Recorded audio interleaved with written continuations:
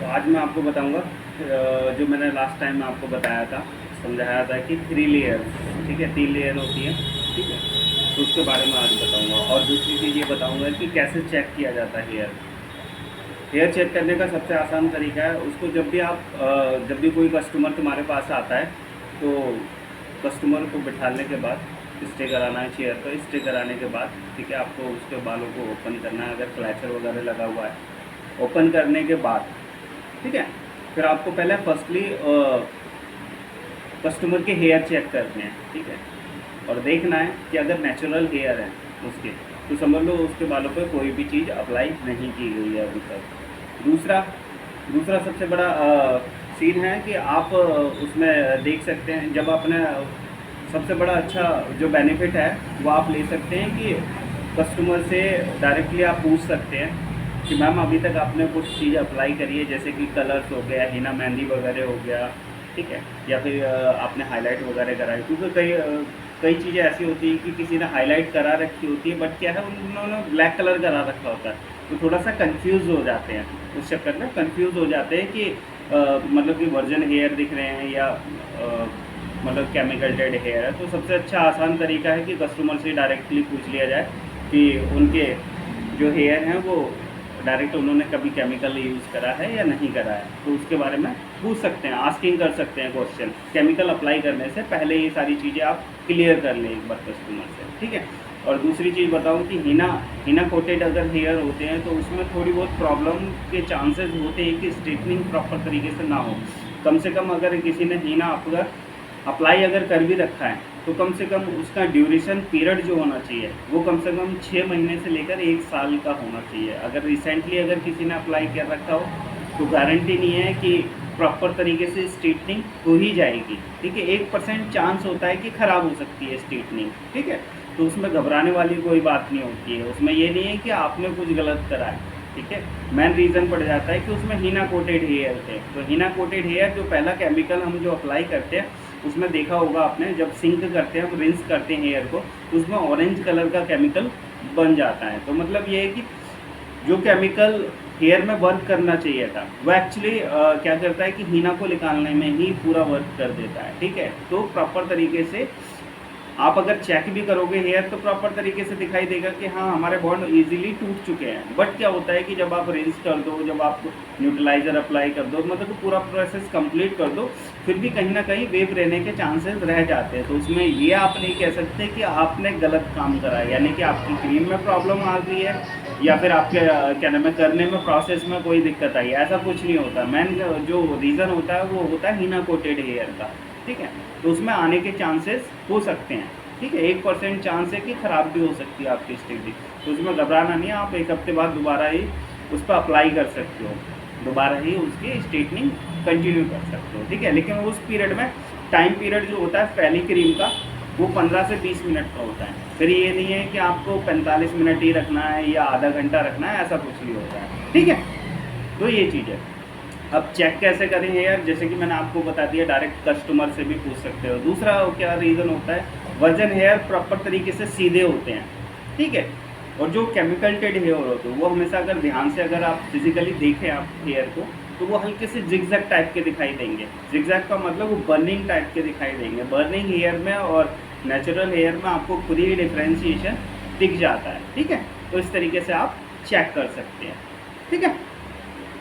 दूसरी चीज़ अब आती है प्रेसिंग की बात है, ठीक है। कई लोग कहते हैं कि प्रेसिंग बढ़िया क्वालिटी की होनी चाहिए, ठीक है।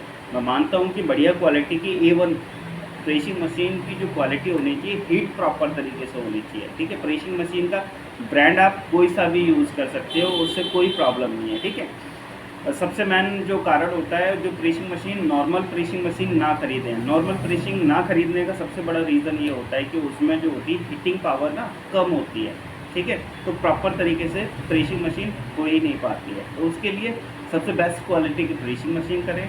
और ज़रूरी नहीं है कि ब्रांड के पीछे जाएं कि नहीं यही ब्रांड लेना है या दूसरा ब्रांड लेना है, ठीक है। तो ऐसा भी नहीं कर सकते, ठीक है। प्रेसिंग मशीन बढ़िया क्वालिटी की होनी चाहिए, ठीक है, जिसमें आप और दूसरा सीन ये होता है कि आपको प्रेसिंग मशीन लेना है और सबसे बड़ी बात होती है कि आपके हैंड में सेट बैठनी चाहिए। हैंड में सेट का मतलब आप उससे इजी कर सके प्रेसिंग, क्योंकि कई चीज़ होती है हम कोई सी भी चीज़ जैसे कि कोई सी प्रेसिंग यूज़ कर रहे हैं, जो कि जैसे कि मैं ही अपना एग्जांपल दूँ तो मैं ज़्यादातर जो यूज़ करता हूँ मैं बता दूँ, मैं ज़्यादातर जो यूज़ करता हूँ ये वाली प्रेसिंग है आइकॉनिक की, ठीक है। टाइटेनियम स्लिम मॉडल है, आप इसकी जगह कोई दूसरा भी मॉडल यूज़ कर सकते हैं, बट मैं जो हूँ वो ये वाली यूज़ करता हूँ। और सबसे बड़ी अच्छी बात इसमें यह है कि इसकी जो ग्रिपिंग होती है वो मेरे हिसाब से और मेरे कंफर्ट के अकॉर्डिंग ये काफ़ी अच्छा यूज़ कर सकता हूँ मैं इसको। तो मैं ज़्यादातर आइकॉनिक ही यूज़ कर रहा हूँ, ठीक है। आप अदर ब्रांड भी यूज़ कर सकते हैं, जैसे कि हेक्टेयर वगैरह हो गया या और भी ब्रांड होते हैं,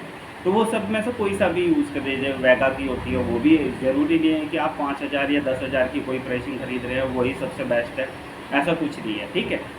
ये क्या नाम है, वेगा की भी मशीन, प्रेसिंग मशीन आती है, वो थोड़ी लो कॉस्ट में आती है, उसमें भी अच्छी क्वालिटी मिल जाती है आपको। बस सबसे बड़ा मैटर करता है कि आपके हाथ में सेट बैठनी चाहिए। हैंड में अगर सेट बैठ गई तो प्रेसिंग मशीन बहुत प्यारी चलेगी, ठीक है।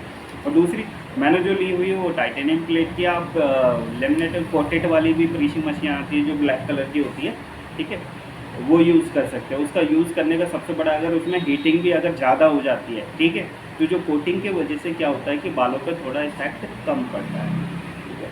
तो इसलिए आप अपने अकॉर्डिंग आप प्रेसिंग मशीन यूज़ कर सकते हैं। दूसरा सबसे बड़ा रीज़न होता है, और जब भी आप प्रेसिंग मशीन यूज़ करें, ठीक है, जब भी आप प्रेसिंग मशीन यूज़ करते हैं तो जब आप प्रेसिंग करते हो, ठीक है, उस पीरियड पे क्या होता है कि बालों में जैसे ही आप प्रेसिंग मशीन लगाते हो, लगाने के बाद एक जगह स्टे नहीं होनी चाहिए प्रेसिंग में। अगर आप एक जगह जैसे कि रोक देते हो प्रेसिंग मशीन, कंटिन्यू आप इसको यूज़ करो, ठीक है। ये नहीं कि आपने अगर एक जगह, अगर इस प्रेसिंग मशीन को अगर आपने एक जगह रोक दिया, स्टे कर दिया, तो वो उस जगह पर कभी आप गौर करना, ठीक है, तो उस जगह पे ना प्रेसिंग मशीन का निशान बढ़ जाता है, मतलब कि वो उतना हेयर पता है बर्न कर जाता है, मतलब कि जल जाता है। तो सबसे अच्छा मेथड होता है कि आप इस प्रेसिंग मशीन को या किसी भी प्रेसिंग मशीन को जब आप यूज़ करते हो तो कंटिन्यू हेयर पे चलाना चाहिए, उसको यूज़ करना चाहिए। नहीं तो अदरवाइज़ अगर आप कहीं पर भी स्टे करा देते हो, मतलब रोक देते हो प्रेसिंग मशीन, तो वहाँ पे ही तुरंत ही बर्न कर जाएगा,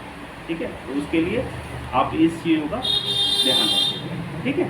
तो प्रेसिंग मशीन जब भी आप यूज़ करें, और जब भी आप स्ट्रेटनिंग वाले स्ट्रेटनिंग मीन्स ये है कि जब भी आप स्ट्रेटनिंग हेयर पे जब प्रेसिंग कर रहे होते हैं तो लिटिल क्वांटिटी में हेयर का यूज़ करना चाहिए, ना कि एक साथ काफ़ी क्वांटिटी में हेयर लेनी चाहिए, क्योंकि इसमें क्या होता है हर एक बाल को स्ट्रेट करना होता है हमें, क्योंकि ये परमानेंट हेयर है, तो इसमें एक भी हेयर बचना नहीं चाहिए। तो उसके लिए क्या होता है, जो एक्सपीरियंस बंदा होता है वो तो थोड़ी ज़्यादा क्वांटिटी भी लेगा तो भी उसको हैंडल कर देगा, उसको ठीक ठाक। जो अभी स्टार्टिंग कर रहे हैं, ठीक है, जो अभी स्टार्टिंग कर रहे हैं या अदरवाइज़ जो जिन्होंने अभी तक करा नहीं है वो सीख रहे हैं, तो उनका सबसे अच्छा है कि आप थोड़ी थोड़ी क्वांटिटी में हेयर लें और उसका यूज़ करें, ठीक है। और प्रॉपर तरीके से आप वॉच करते रहें, देखते रहें कि मेरी प्रेसिंग मशीन प्रॉपर तरीके से हो रही है या नहीं हो। और लास्ट के हेयर का मैं बता दूं आपको, जब भी आप प्रेसिंग मशीन यूज़ करते हैं, ठीक है, तो जब बैक साइड जो बैक होती है, पीठ होती है, ठीक है, उसकी तरफ से कर्व करना चाहिए, ना कि कई लोग क्या करते हैं जब प्रेसिंग मशीन करते वक्त क्या करते हैं कि उसको ना टर्न कर देते हैं ऐसे। तो कभी भी देखोगे प्रेसिंग मशीन हमेशा क्या होती है, जब हेयर हम छोड़ते हैं तो उसके बाद क्या होता है हल्का सा कर्व कर जाता है, ठीक है। अगर इस साइड कर्व करेगा तो बाल आपके उतने हिस्से में क्या होता है कि वेव आ जाएगा उतने हिस्से में। तो सबसे अच्छा मेथड है, या फिर आप उसको प्रेसिंग मशीन को प्रॉपर तरीके से एंड तक खींचें, ठीक है, कर्व ना करें इस साइड, ठीक है, हमेशा डाउन पीरियड पे कर्व करें। अगर डाउन पीरियड पे कर्व नहीं भी करना चाहते हो तो प्रॉपर तरीके से स्ट्रेट ही करें, तो बाल प्रॉपर तरीके से स्ट्रेट हेयर होंगे, ठीक है। तो इन चीज़ों का ध्यान रखना मेजर पॉइंट है। और दूसरा बताना चाहता हूँ इसका टेम्परेचर। कई लोग क्या नाम है, कस्टमर टेम्परेचर का बहुत सेटिंग बिठाना काफ़ी टफ काम होता है, ठीक है। तो टेम्परेचर का सबसे अच्छा, अगर किसी के हाइलाइटर वाले हेयर है तो आप ज़्यादा से ज़्यादा 200 या 210 का टेम्परेचर रखें। अगर उसमें भी आपको अगर लग रहा है कि बाल बर्न कर रहे हैं, प्रेसिंग करते वक्त अगर बर्न कर रहे हैं हेयर, तो क्या है 200 से नीचे डाउन भी कर सकते हो, ठीक है। अगर वर्जन हेयर है तो आप 230 भी इस पर रनिंग करवा सकते हैं हेयर पे, क्योंकि हीटिंग ज़्यादा हो जाएगी तो ज़्यादा तरीके से बर्न कर जाएंगी हेयर, ठीक है। तो उसके लिए सबसे अच्छा है कि आप 200 से नीचे डाउन पीरियड यानी कि 190 रख सकते हैं या 200 रख सकते हैं या 110 रखते हैं, डिपेंड ऑन हेयर के ऊपर डिपेंड करता है सारी चीज़ें, ठीक है। फिर दूसरी चीज़ ये है कि अगर बर्निंग हेयर में अगर बाल फिर दोबारा मतलब कि बर्न कर रहे हैं तो कम से कम डाउन पीरियड पे ही आप टेम्परेचर करते चले जाएं, ठीक है। जब उसमें ओके रिपोर्ट आने लगे उसके बाद ही प्रेसिंग स्टार्ट करें, ठीक है। और अगर वर्जन हेयर है तो आप बेफिक्र होकर 230 अगर टेम्परेचर रख के भी अगर इसका यूज़ करते हैं प्रेसिंग मशीन का तो